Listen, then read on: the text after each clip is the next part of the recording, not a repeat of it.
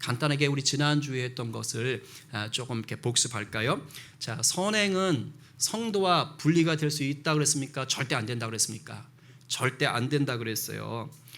선행이 구원을 받기 위한 조건은 아닙니다. 그죠? 우리가 구원받는 건 하나님의 전적인 은혜로 받는 것이지 우리의 착한 행실로 받는 것이 아닌 거예요.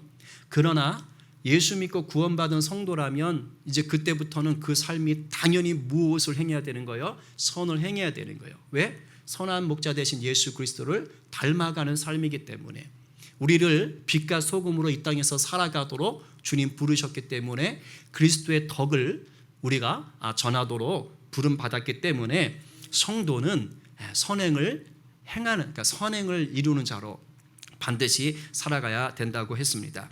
자, 오늘은 좀 더 깊이 들어갈 거예요.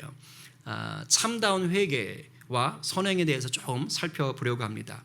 여러분, 회개라고 하면 뭐가 제일 먼저 떠오르세요? 뭘 회개하는 거예요, 우리가? 그렇죠, 죄죠. 일단 회개 딱 하면 뭐 돈 계산 이런 회개 아니잖아요. 그죠? 우리가 회개 딱 하면 그러면 죄가 펄떡 떠올라요. 자, 그럼 이제 죄가 떠올랐어요. 자, 그 다음에 회개하면 죄 떠오르고 그 다음 뭐 떠올라요? 죄를 감추기? 뭐가 떠오르죠? 아시면서 또 겸손하신 척 하십니다. 이제 죄가 떠오르고 그 다음에 회개하면 그 죄를 뭔가 이렇게 뉘우쳐야 되거나, 뭐 반성하고 뉘우치고, 그 다음에 이제 막 기도해야 되고 막, 그리고 또 회개하면은 이제 눈물 좀 이렇게 막 좀 나와야 되고, 그렇죠? 그 다음 좀 더 나가면, 절대 그런 죄 짓지 않겠습니다. 이렇게 좀 결단하는 데까지 나가줘야 이게 회개 아닌가. 그렇죠? 이렇게 우리가 보통 생각을 합니다. 맞죠? 이렇게 생각을 해요. 맞습니다. 우리가 회개라고 할 때는 내가 내 죄를 기억해야 되고요. 기억하게 하시는 거죠. 그래서 기억하고 뉘우치고 내가 다시는 그 죄를 짓지 않기로 다짐하면서, 그리고 이제 보통 회개 기도까지 나가게 되는 것을 흔히 생각해요. 자, 그런데 저도 사실 뭐 보통 이런 식으로 알죠. 이런 식으로 알고 뭐 좀 더 들어가는 정도로 알지만, 오늘 하이델베르크를 배우시면 야, 회개가 이렇게 깊은 뜻이 있구나라는 것을 알게 됩니다. 그러니까 지금 저희가 얘기한 것만 알면 회개를 절반만 아는 거예요. 절반. 그렇죠? 그래서 오늘 유리문답을 통해서 성경이 말하고자 하는 회개가 어디까지 들어가는지를 여러분들이 아시고 그것을 누리는 자가 되기를 바랍니다. 어제 임재기도의 시간에, 화목 임재기도 시간에 이제 우리가 말씀을 나눌 때 말씀 나눈 게 레위기의 말씀이었었어요. 근데 제가 정말 이렇게 처음 봤어요. 번제는 매일 드리는 제사인데, 그런데 그 제사들 종류 중에서 뭐 번제, 소제, 화목제, 속건제, 속제제 이렇게 제사들 중에서 매일 드려야 되는 게 번제고요. 그리고 그 제물을 가죽만 남겨놓고 다 태워버리는 게 번제예요. 그 나머진 고기를 좀 남겨서 제사장도 주고 또 뭐 그 제사하는 사람하고도 나눠 먹기도 하고 그러는데, 번제는 그런 게 아니야. 죄다 태워야 돼. 그리고 매일 해야 되는 거예요. 그리고 레위기 말씀을 보니까 번제에 사용되는 그 제목 있잖아요. 장작은 절대 꺼치지 마라. 이렇게 얘기를 해놨어요. 네, 그렇게 수십 번, 아직 100번은 못 넘은 것 같아요, 통독이. 근데 수십 번 제가 말씀을 읽었지만 그걸 처음 봤다니까. 어제 제가 그런 고백을 했어요. 죄송해요. 목사도 이렇게 가끔씩 처음 보는 구절이 나와요. 근데 어떻게 불을 안 꺼쳐? 그렇죠? 근데 꺼치지 말라는 거예요. 그런데 그 불의 시작이 여호와의 불로 시작되는 거야. 하나님이 불을 붙여준 걸로 시작이 되는 거예요. 그러면서 마음가짐에 깊은 깨달음이 생겼어요. 그렇구나. 죄다 다 태워버리는 것. 그렇죠? 그래서 번제가 온전한 속죄와 온전한 헌신, 완전한 포기를 상징하는 거거든요. 그래서 죄의 회개는 구원받을 때 한 번 있는 게 아니고, 수련회 가서 뭐 여름 성경학교 때, 여름 수련회 때 그때 한번 반짝, 그게 아니라는 거예요. 우리 주님이 번제를, 우리 하나님 번제를 얘기하셨던 것처럼 적어도 우리가 날마다 그 죄를 주님 앞에, 여호와의 불 앞에서 늘 소멸하고 우리의 삶을 주님께 온전히 드리면서 우리가 친밀함을 구하는 그 예배가, 그 공적인 예배가 됐든 삶의 예배가 됐든 그 예배가 날마다 있어야 될 줄로 믿습니다. 아멘이에요. 그러니까 오늘 이 회개에 대해서 공부를 하실 때 어떤 마음이냐면, 그냥 이렇게 잘못이 떠올랐을 때 그거 아니라니까. 그렇죠? 우리가 어떻게 날마다 하나의 죄를 안 짓고 살 수 있어요? 그거 다 거짓말이에요. 그 아까 내 찬송가 할 때 마음에 큰 찔림이 있었어요. 마음속에 여러 가지 죄악이 깨끗이 씻기니까. 그 제 안에 저를 봤어요. 저는 그래요. 여러분은 어떤지 모르겠는데 저는 그래요. 여러분 저보다 더 훌륭하신 분이니까 뭐 괜찮을 것 같지만 저는 그래요. 보니까 겉으로 드러난 죄는 굉장히 심각하게 반응을 해요. 남들한테 들켰으니까, 드러나니까 뭐 입 밖으로 욕을 했다거나 그러면 좀 저 스스로도 또 제 귀로 들으니까 민망하니까. 그런데 마음속에 있는 죄는 남들한테 안 들키잖아. 그러니까 내 스스로 어떻게 생각하냐면 별거 아닌 줄 알더라는 거예요. 그러니까 지식적으로는 하나님이 내 마음에 짓는 죄도 다 안다고 지식으로는 아는데 정작 내 안에서 내 마음속으로 있는 그런 죄들, 그 미움들, 다툼들, 정죄함들, 판난들, 음란들 얼마나 많겠어. 근데 그런 것들에 대해서는 가볍게 여기고 있더라는 거예요. 오늘 제가 이 말씀을 준비하고 아까 찬양을 하고 준비하는데 주님이 그거 또 꼬집으시더라고요. 너 목사야, 너 최 목사, 너 그런 뭐 좀 그래. 너 마음속에 있는 수많은 죄악들, 그러니까 한 가지 죄도 아니야. 마음속에 있는 수많은 죄악들 너 그거 좀 우습게 여기는 것 같아. 근데 나 그거 되게 민감하게 본다 너. 이렇게 제안해. 여러분은 어떠신가 모르겠네. 오늘 그런 것들까지도 좀 깊이 다뤄지는 시간 되기를 간절히 축복합니다. 아멘이에요. 요리문답 88번이 이렇게 질문해요. 참다운 회개 또는 회심에는 몇 가지가 있습니까? 질문부터가 당황스러워요. 아니 회개가 몇 가지가 있어. 우린 회개가 몇 가지가 있다는 말을 지금까지 한 번도 들어본 적 없으시죠? 저도 이번에 처음 알았어요. 무슨 회개가 몇 가지야? 한 가지 아니었어? 이제 거기다 또 참다운 회개래. 그럼 회개는 회개인데 가짜 회개가 있다는 말이잖아요. 무슨 말이에요? 우리가 회개라고 생각하고 회개를 하는데 그게 진짜 회개가 아닐 수도 있다. 지금 이거를 지적하고 있는 거예요. 사실 조금 전에 우리가 회개하면 뭐 이렇게 쭉 얘기했잖아요. 근데 실제로 많은 사람들은 이제 막 예수 믿기 시작했거나 아니면 이제 뭐 신앙을 잘 모르시는 분들은 그냥 회개하면 뭐냐? 죄를 반성하기, 죄를 뉘우치기, 딱 거기까지만 가요. 그러니까 신앙생활 좀 깊이 하는 분들이나 뭐 돌이키고 다시는 절대 그 죄를 짓지 않고 여기까지 가도 훌륭한 건데 그냥 보통 일반적인 좀 아직 신앙이 얕으신 어리신 분들은 그냥 회개 아니면 예수 안 믿는 사람들은 회개가 뭐요? 그럼 그 죄를 뉘우치는 거? 죄를 반성하는 거? 요 정도만 생각한다는 거예요. 그런 건 참된 회개가 아니라 이 말입니다. 그건 그야말로 반성이에요. 반성. 뉘우치는 거예요. 그리고 또 잘못하면 돼. 그럼 또 반성하겠지 뭐. 그런 거라고. 그건 회개가 아닌 거예요. 참다운 회개가 뭐냐? 답을 이렇게 얘기합니다. 같이 읽어볼까요? 자, 시작. 두 가지인데 하나는 옛사람이 죽는 것이고 또 하나는 새 사람으로 사는 것입니다. 이렇게 말을 좀 이렇게 성경에서 찾아서 한 거예요. 오늘 아까 우리 읽었잖아요. 그죠? 에베소서 말씀. 그거예요. 쉽게 말하면 넓게 보면 한 가지인데 두 가지로 쪼개서 좀 명확하게 우리한테 가르쳐 주고 있는 겁니다. 우리가 아까 얘기했던 대로 회개라고 하면 이제 죄를 뉘우치고 좀 더 나가면 다시는 죄를 짓지 않으려고 한다 그랬지요. 그죠? 근데 하이델베르크가 이걸 좀 더 구체적으로 말해주는 거예요. 그러니까 내가 죄를 뉘우친다. 이것이 뭐냐면 옛사람이 죽는 것. 그 다음에 내가 이제 죄를 짓지 않고 살려고 다짐한다. 이제 요거를 새 사람으로 나가는 것. 조금 부족하지만 이제 거기까지를 터치해주고 있는 거예요. 근데 지금 저 말, 옛사람이 죽고 새 사람으로 사는 것에 저 말에는 전제가 있어요. 무슨 말이냐면 예수를 그리스도로 영접했어야 한다 이 말입니다. 그러니까 달리 말하면 예수를 믿지 않으면 죽었다 깨나도 회개할 수 있다 없다? 없는 겁니다. 예수를 내가 구주로 영접했어야지만이 저게 돼요. 왜? 옛사람이 죽어야 되거든요. 그러니까 옛사람이 죽지 않는 건 회개가 아닌 거예요. 우리가 명심해야 되는 거예요. 세례 요한도 그렇고 예수님도 그렇고 제일 처음에 사역을 하면서 제일 먼저 던졌던 말, 그 일성이 뭡니까? 회개하라예요. 회개하라. 회개하라. 천국이 가까이 왔다. 그 사람들 굉장히 종교성에 깊던 사람들이에요.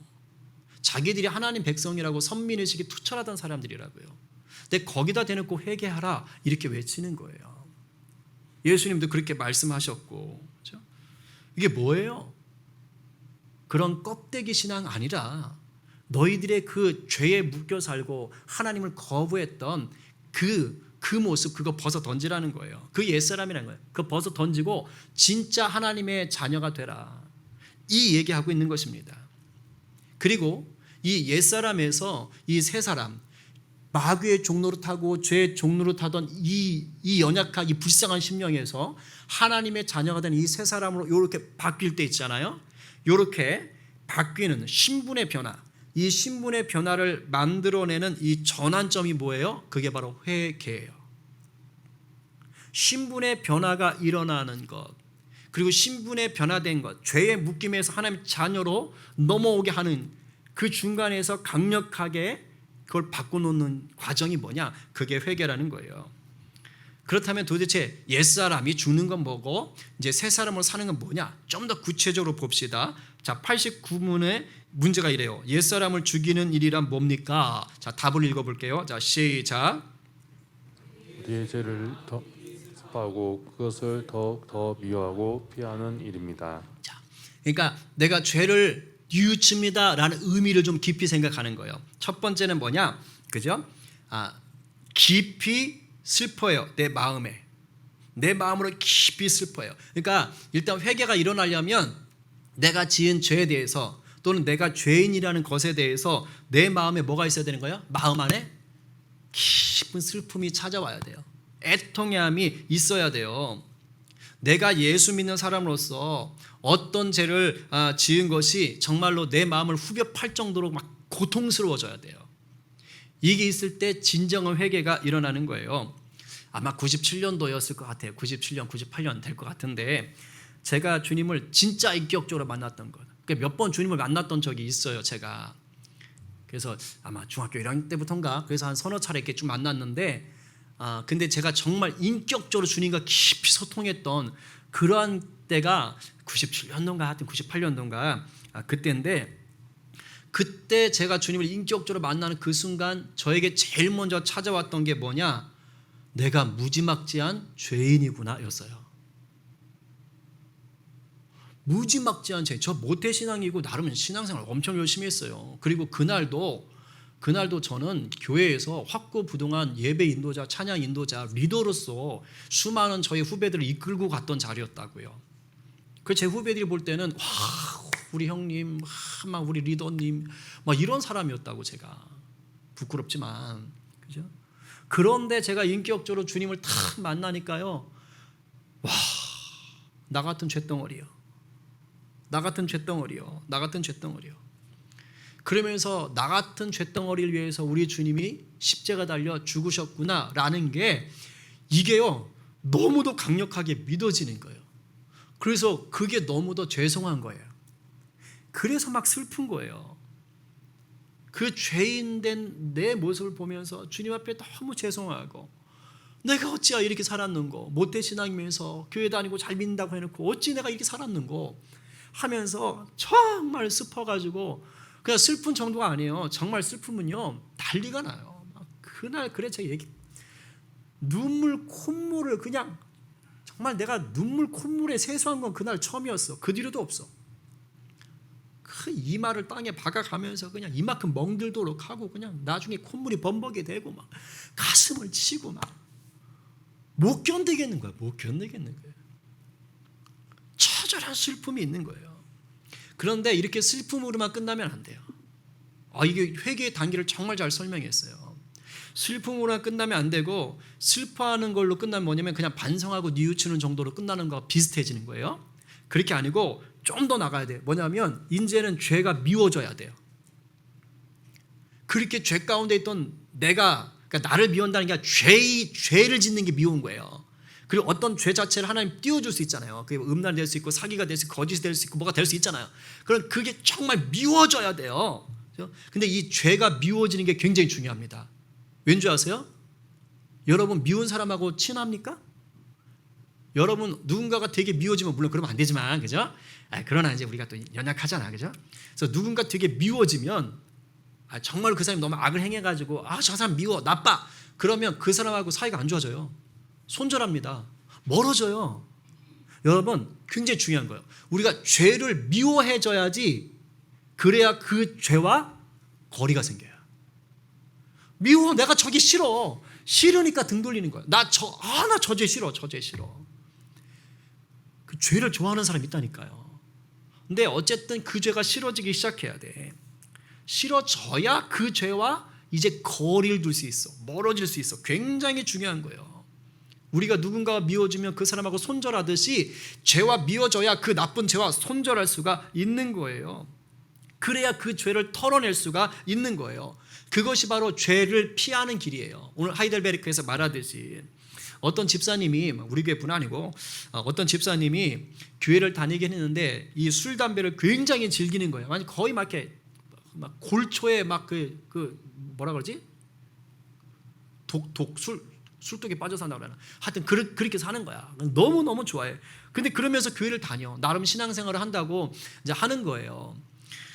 그런데 이분이 어느 날 말씀을 듣는데 우리가 잘 아는 말씀 있잖아요. 우리 성도의 몸은 내 마음대로 하면 안 되죠. 왜요? 우리 안에 누가 거하셔요? 하나님의 영 거하시잖아. 하나님의 영이 거하시는 하나님의 전 아닙니까? 그러니까 성전이라는 얘기를 들은 거예요. 근데 그 집사님이 그 말을 처음 들었느냐? 아니에요. 수십 번, 수백 번 들었어요. 근데 그 전에 그렇게 많이 들을 때는 아무런 찔림도 아무런 가책도 없었어요. 그런데 그날따라 남다른 거예요. 그날따라 그게 막 가슴에 팍 꽂히는 거예요. 자기의 마음을 막 후벼 파더래요.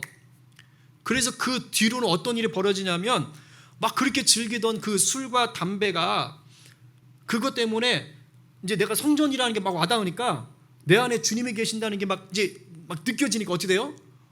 내 술과 그 담배 때문에 우리 주님 힘들어하시는구나.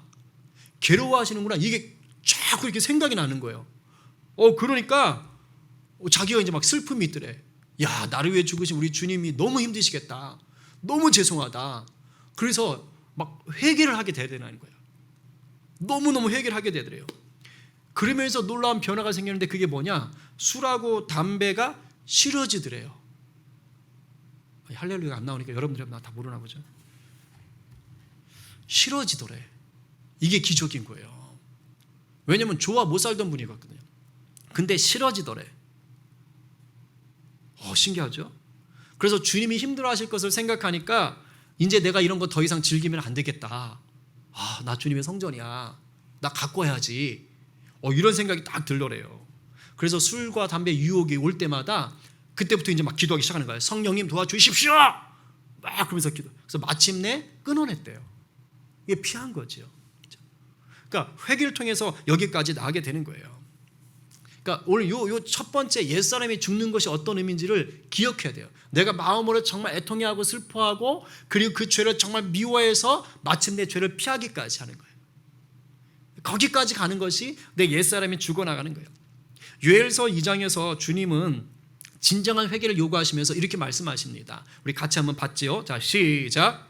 여호와의 말씀에 너희는 이제라도 금식하고 울며 애통하고 마음을 다하여 내게로 돌아오라 하셨나니 너희는 옷을 찢지 말고 마음을 찢고 너희 하나님 여호와께로 돌아올지어다. 아멘. 보통 이제 금식은 뭐냐면 회개의 어떤 그 표시 아닙니까? 그러면서 울며 애통하고 마음을 다하고.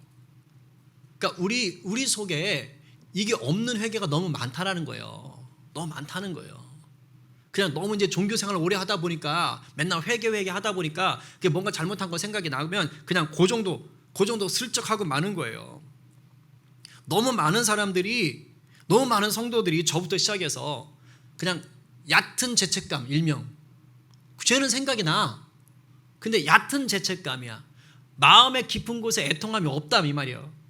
그냥 얕은 죄책감으로 왜 교회에서 맨날 배운 게 그거니까 그러니까 얕은 죄책감을 가지고 주님께 그냥 기도해도 주여 죄송해요, 용서해 주세요, 요 정도로 끝나는 게 너무 많더래요. 저가 그렇다 이 말. 저가 돌아보니 말씀을 준비하다 보니 내가 그런 인간이더라는 거예요.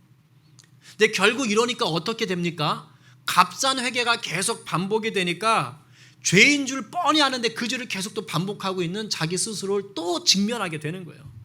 그래서 나는 왜 똑같은 죄를 또 짓나? 나는 왜 똑같은 죄를 또 짓나? 그러는데 돌아보니 뭐가 없어요? 마음 깊은 곳에 애통하는, 슬픔하는, 그 죄를 미워하는 게 없는 거예요. 적당히 하고 있는 거지. 아주 얕게. 제가 이 말씀 참 준비하다가 제 스스로 많이 좀 찔렸어요. 회개하게 되더라고요.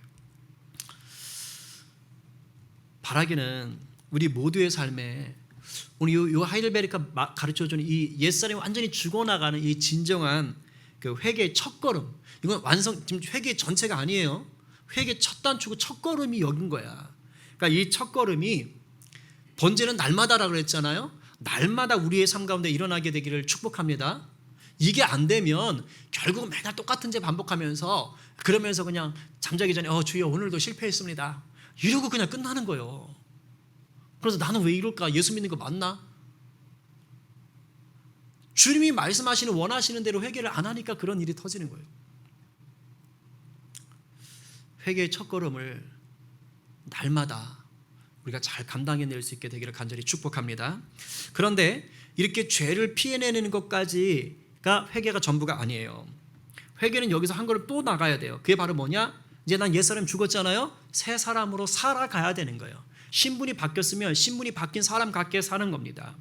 우리 구신문에 보니까 새 사람으로 산다는 것은 무엇입니까? 자, 읽어보지요. 답. 자, 시작. 그리스도를 통하여 온 마음으로 하나님을 기뻐하고 하나님께서 원하시는 모든 선을 즐거이 행하는 것입니다. 아멘. 사실 제가 회개할 때 여기까지는 미처 몰랐어요. 저도 이 하이델베르크를 공부할 때만 해도, 공부하기 전까지만 해도 그 앞에 옛사람 죽이기 정도, 그리고 다시는 죄를 짓지 않기 정도까지. 그런데 이 교리문답을 또 공부하다 보니까 진정한 회개 안에는 여기까지가 들어가는 것이니구나. 여러분, 우리는 회개하면 어떤 이미지가 강력하게 떠오르냐면 슬픔, 눈물, 이 이미지가 강력하게 떠올라요. 왜? 그게 반드시 있어야 되니까. 그죠? 근데 이게 첫 단추에 불과한 거예요. 돌아보니 이게 맞더라고요. 이 말이 맞아요. 하이델베르크가 말하는 것 속에는 진정한 회개 안에는 뭐가 있어요? 그 안에는요, 기쁨과 선행의 즐거움이 같이 있다고 얘기하는 거예요. 회개는 죄를 뉘우치는 것뿐만 아니라 그 죄에서 돌이켜서 이제 주님을 누리는 것까지가 되어야지 진짜 회개다, 이 말을 하고 있는 거예요. 그러니까 다시 죄를 짓지 않는 거에서 끝나는 게 아니라 진짜 회개는 다시 죄를 짓지 않는 것뿐만 아니라 이제는 주님으로 인하여 기뻐하고 내가 주님이 기뻐하는 삶, 그 선행을 해나가는 것, 거기까지가 진짜 회개지라고 말하는 것입니다. 다윗 왕 대단한 왕이잖아요. 그런데 다윗 왕이 치명적인 죄를 짓잖아요. 우리아의 아내 밧세바를 범하죠. 그리고 나단이 얘기하기 전까지는 그걸 숨깁니다. 완전 범죄로 가려고 했는데 하나님이 그 죄를 싫어하셨어요. 그래서 나단을 보내가지고 들춰내시죠. 그때 다윗이 그래도 하나님 마음에 합할 수 있었던 건 뭐냐? 즉시 회개했다는 거예요. 사울은 하나님이 사무엘을 통해서 죄를 지적할 때 변명했어요. 백성들 탓하고 그런 식으로 갔다고요. 죄에 대한 회개가 없었습니다. 근데 다윗은 어떻게 보면 제가 말하잖아요. 사울보다 더 나쁜 짓을 한 게 다윗이에요. 솔직히 까놓고 얘기하면. 그러나 다윗 안에 뭐가 있어요? 하나님이 죄를 보여주셨을 때 떼굴떼굴 굴른 거예요. 자기 뼈가 말라버리는 것 같고 막 진액이 그냥 다 짜지는 것 같고 막 그냥 죽을 것 같을 정도로 하나님 앞에서 회개하는 거예요. 눈물로 베개를 다 적시면서 회개를 하는 것입니다. 다윗의 회개가 이 밧세바를 범하고 나단이 알려준 이에 회개하면서 썼던 시라고 이제 알려져 있는 게 시편 51편인데 거기에서 다윗이 이런 고백을 합니다. 우리 8절과 12절인데 쉬운 성경을 한번 읽어볼게요. 자, 시작.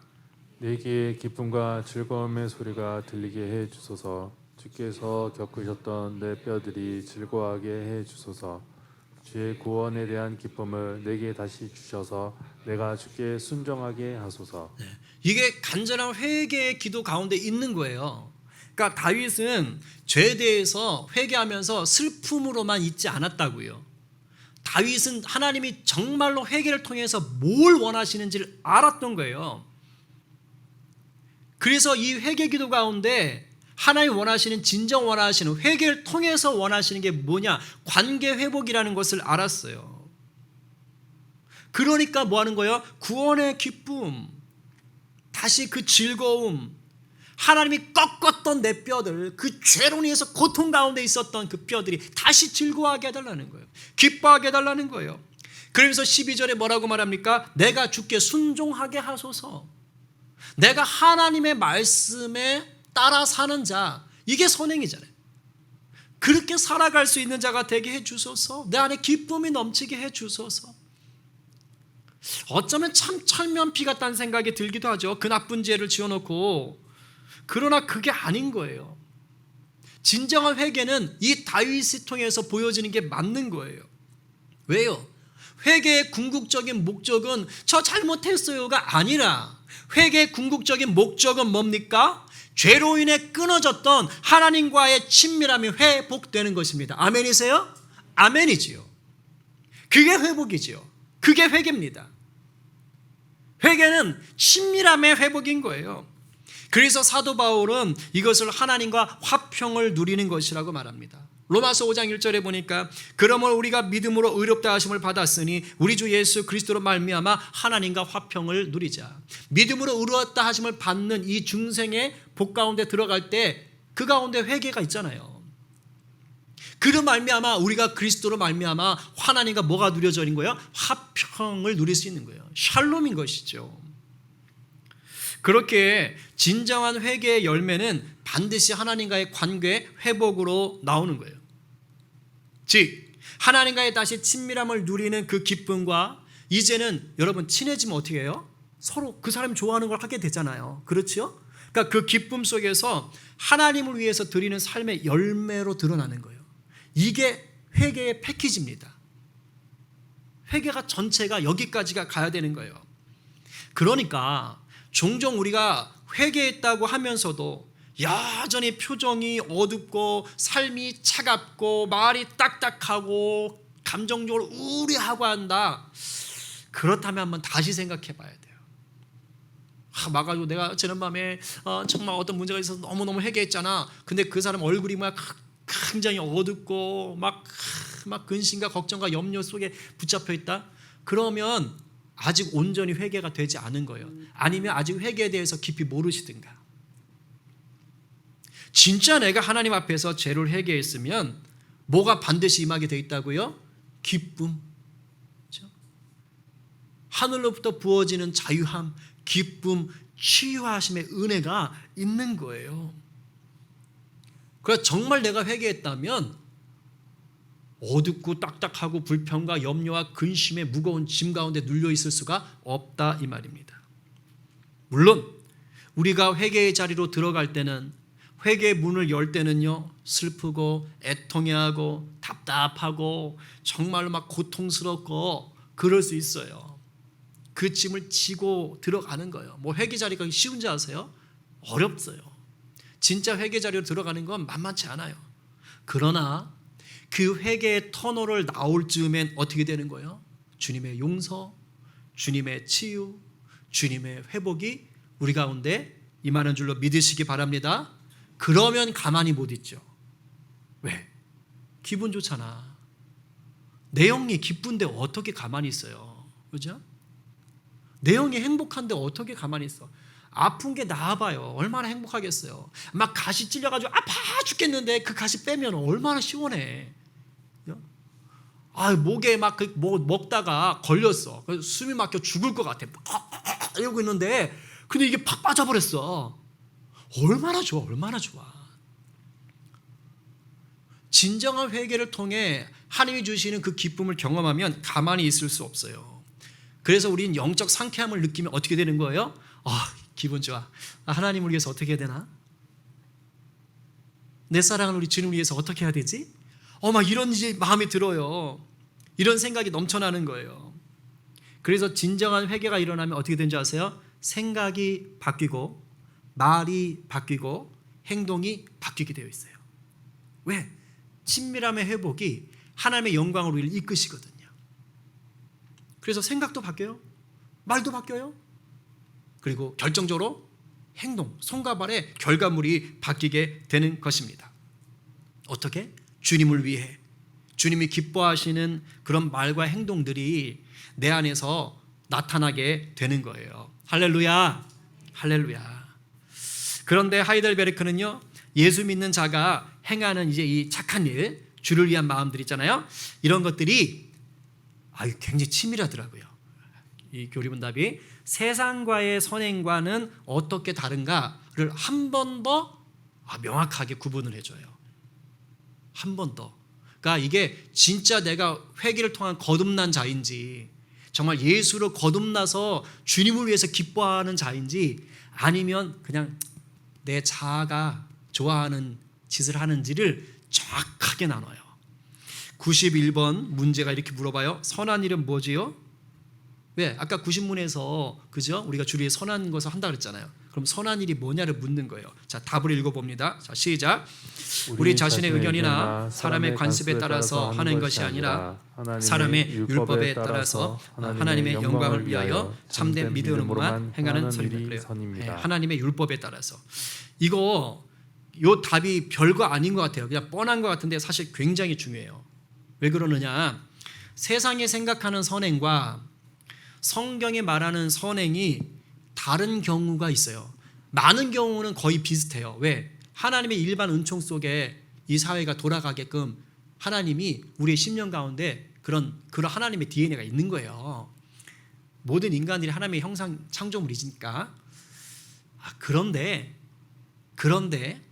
이 땅은 마귀가 장난질 하잖아요.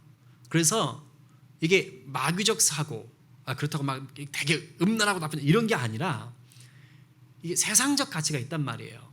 하나님의 기준과 달리 가는 그런 선행들이 있어요. 그래서 요 말을 하고 있는 거예요. 요걸 분별하라는 거예요. 일단 뭐냐? 예수 믿지 않아도 선을 행할 수 있습니까? 없습니까? 당연히 있죠. 예수 믿는 사람보다 더 선하게 사는 사람 수두룩 빽빽합니다. 많아요. 그래서 선을 행할 수 있어요. 교회가 어려운 이웃을 구제하듯이 믿지 않는 사람들도 똑같이 구제 활동합니다. 그렇죠? 예. 우리 정 권사님 요즘도 그 마을 주민들하고 이렇게 반찬 만들어서 돕는 거 하세요?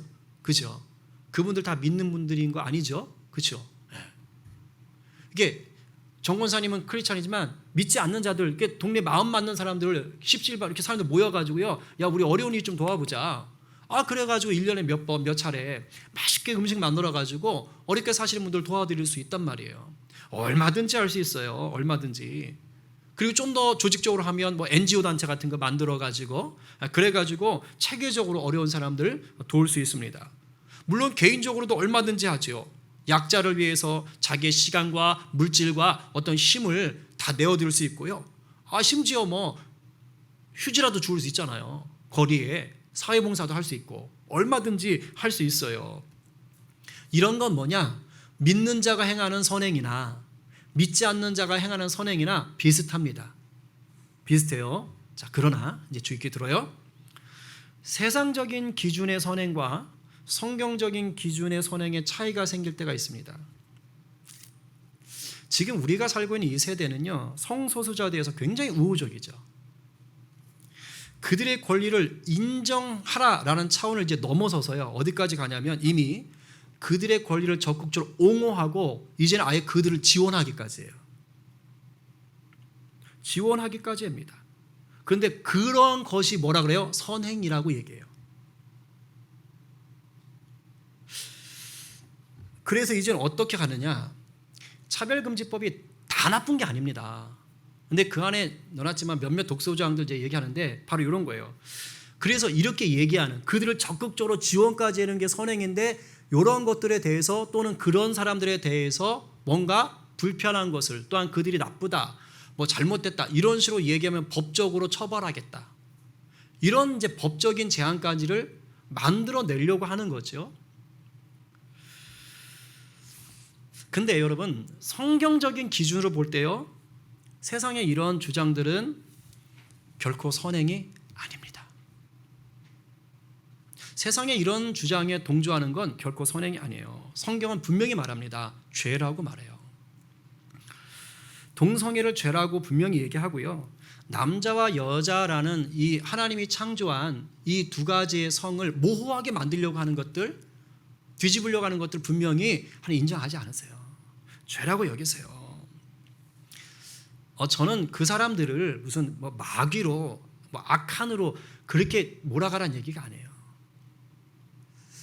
죄를 짓는 자들에 대해서 우리가 긍휼히 여기고 그들이 죄 가운데서 나올 수 있도록 적극적으로 도와줄 필요는 있어요. 그러나 분명히 알아야 돼요.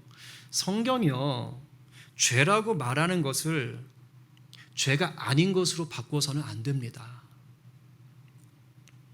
성경의 선행이 아니라고 하는 것을 세상적인 기준이나 세상적인 압박에 의해서 그게 선행이라고 뒤집으시면 안 돼요. 안타깝게도 오늘날 이 교회 안에도 그러한 풍조들이 꽤 많이 들어와 있습니다. 심지어 신학교에서는 이제는 성경 원어 해석을 조금 막 달리해요. 이건 그런 게 아니다. 이건 동성애를 말하는 게 아니다. 모르겠어요. 학자들은 그렇게 얘기할 수 있을지 모르겠지만 성경 자체가 문맥적으로 맥락적으로 얘기하는 것은 분명하거든요. 이런 부분들을 우리가 잘 보셔야 돼요. 그리고 또 하나, 교회는 다니지만 얼마든지 자기 의를 위해서 선을 행할 수 있어요. 교회를 다녀도 우리 주님을 인격적으로 만나는, 즉 철저한 회개를 통해 거듭나는 게 아니면 여전히 세상적인 기준으로 자신의 윤리적인 신념으로 선을 베풉니다. 그러니까 내가 세상에서 배워온 거 있잖아요. 배워온 거, 윤리적 기준, 내가 이게 선이야라고 생각하는 것들, 또는 그냥 교회가 보니까 대충 교회 분위기를 보니까 이런 게 교회에서 얘기하는 선인 것 같다. 그래서 선을 행한다고요. 예수 그리스도 안에서 주시는 그 믿음 안에서 행하는 게 아니라고요. 나의 윤리 기준을 가지고 내가 그동안 배웠던 것들, 내가 경험했던 것들, 그걸 중심으로 가지고 선을 행하는 거예요. 죄송합니다. 이런 선행은 자신의 의와 만족을 위한 선행일 뿐이에요. 하나님의 영광을 위한 것이 아닙니다. 물론 하나님은 나의 이런 모습을 통해서도 선하게 역사하실 수는 있어요. 그러나 내 입장에서 볼 때 그것은 나의 의를 위한 것이지 진정한 말씀에 입각한 선행은 아니라는 것입니다. 우리가 하나님의 영광을 위해 믿음 위에 서서 말씀을 기준으로 실천하는 선행이 아니라면 어떤 문제가 생기느냐? 결국 마지막에는요, 자기 만족, 자기 자랑, 피조물들의 자랑이 되어서 그걸로 끝나는 게 아니라 하나님을 대적하게 됩니다. 대표적인 게 뭔지 아세요? 바벨탑. 하나님은 인간을 창조하신 후에 축복하셨죠? 생육하고 번성하여 땅에 어떻게 되라? 충만하라. 땅에 충만하려면 하나님이 지으신 이 땅 가운데 흩어져야 되잖아요. 그런데 사람들이 번성하여져서 이제 이사를 갑니다. 한 곳에다 못 사니까 이사에 가요. 동쪽으로 가는데 가다가 사람들이 어떻게 합니까? 신할 땅에 스탑! 오케이. 야, 여기 좋아. 땅 좋아. 땅 좋아. 땅 좋아. 풍수지리 괜찮네. 여기 스탑. 하나님은 땅 끝까지 가라 그랬는데요. 안 가요. 오케이. 여기 머물자. 그리고 여기에서 도시 하나 만들고, 그리고 하늘까지 닿을 수 있는 탑을 쌓자. 왜일까요? 성경 읽으면 우리의 이름을 내자예요. 우리의 이름을 자랑하기 위해서 그렇게 하자는 것입니다. 여러분, 바벨탑 쌓는 게 오늘날 우리 삶에 적용하면, 우리 시대에 적용하면 뭔지 아세요? 문명을 개발하는 거예요. 과학기술을 개발하는 거예요. 인간들이 윤택하게 오래오래 잘 살고 건강하게 살기 위해서, 잘 먹고 편하게 살기 위해서, 그래서 과학기술 개발하고 의료기술 개발하고 문명을 개발하는 것입니다. 이거 자체가 나쁘다는 것이 아니에요. 하나님이 주신 은혜로 하면 되는 거예요. 그런데 이것이 인간의 눈으로 볼 때 문명 개발, 절대적인 선이죠. 왜? 인간을 이롭게 하는 것이니까. 뭐 바벨탑 싸우면서 그거 쌓기 위해서 서로 싸우고 죽이고 미워하기 위해서 싸운 거 아니거든요. 우리가 더욱더 하나가 돼서 그래서 더 나은 세상을 만들어 볼까? 이러고 처음에 시작한 거예요. 그로 말미암아 뭘 드러내고 싶었어요? 하나님의 영광이 아니라 우리 인간들의 위대함을 자랑하자요. 그래서 휴머니즘 자체가 인간을 위하고 사랑하고 하는 것 자체가 나쁜 건 아니지만 그 자리에 하나님이 없기 때문에 위험한 거예요. 공산주의 사회주의 이론이 결국은 인간 중심이기 때문에 위험한 것이고 그것보다 더 변질된 게 지금 북한의 주체 사상이에요. 인간이 최고다. 인간이 지상낙원 천국 만들 수 있다. 그게 지금 저 모양인 거예요.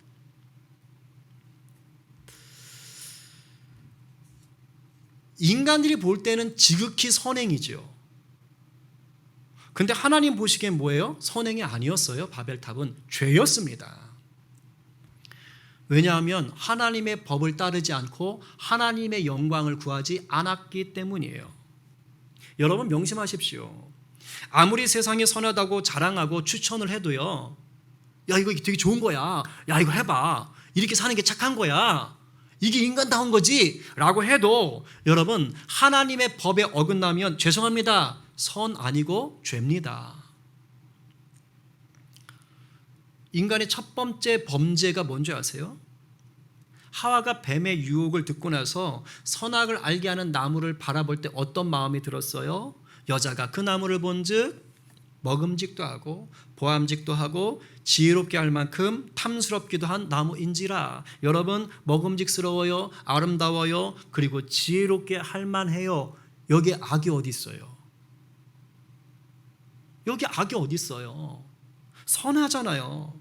그 자체로는 악이 아니에요. 충분히 선합니다. 그러나 하나님의 법이 금지했어요. 하나님이 먹지 말라고 그만 나무예요. 그러면 하나님의 법이 우선하는 거예요. 그런데 마귀의 겜에 넘어가니까 하나님의 법은 보이지 아니하고 마귀의 기준에 좋아 보이는 것으로 우리가 콩깍지가 끼는 겁니다. 하와가 자기 눈에 선해 보이는 대로 행동함으로써 하나님 법을 어기고 선악과를 따서 자기도 먹고 남편 아담에게도 주잖아요. 이게 악이고 이게 죄인 것입니다. 하이델베르크가 굉장히 치밀해요. 제가 보니까. 여러분 정리하겠습니다. 예수를 믿는 자에게는 선행은 선택이 아니라 당연한 의무요 삶이라고 했습니다. 그런데 이 선행은 세상이 말하는 선행과 질적 차이가 있다는 걸 말씀드렸어요. 왜냐? 옛사람이 죽고 새사람이 되어서 행하는 것이기 때문입니다. 옛사람이 죽고 새사람이 되어 행하는 선행은 반드시 그 중간에 뭐가 있어요? 회개라는 과정을 거쳐가요. 회개는 다른 게 아니에요. 하나님이 싫어하시는 죄를 끊어내고 하나님이 좋아하시는 삶을 선택해내서 살아가는 것입니다. 그래서 믿는 자의 선행은 세상이 말하는 선행과 다를 수밖에 없다고 말씀드린 거예요. 왜? 하나님이 원하는 걸 선택하다 보니까 왕왕 세상의 법과 부딪힐 수 있다는 거예요. 세상의 선행과. 그렇게 아무리 세상 기준으로 볼 때 선이라고 해도 여러분 무엇에 깨어 있어요? 말씀을 깨어 있어서 그래 말씀 공부 잘 하셔야 되는 거예요. 그래서 말씀을 기준으로 볼 때 선이 아니구나 라는 것을 분별하시고 거부할 수 있어야 됩니다. 이게 남을 저주하고 미워하라는 그런 뜻이 아니에요. 우리가 선으로 악을 이기라라고 하셨잖아요. 로마서 말씀에. 그러니까 선으로 악을 이기는 과정 가운데 나가는 거지 뭐 그 사람들 저주하고 악하고 이런 게 아니라고요. 중요한 것은 우리가 분별하는 거예요. 분별해서 하나님이 선이라고 하는 것이 무엇인지 분명히 붙잡고 우리가 말씀을 붙잡고 그리스도의 사랑을 가지고 십자가의 긍휼을 가지고 선으로 악을 이기는 자로 그렇게 살아가야 되는 것이에요. 그래서 예수 믿는 자들에게 있어서 선이라는 것은 뭐냐? 주님을 주인 삼고 말씀을 기준 삼아서 생각과 말과 행동의 열매를 맺어가는 것입니다.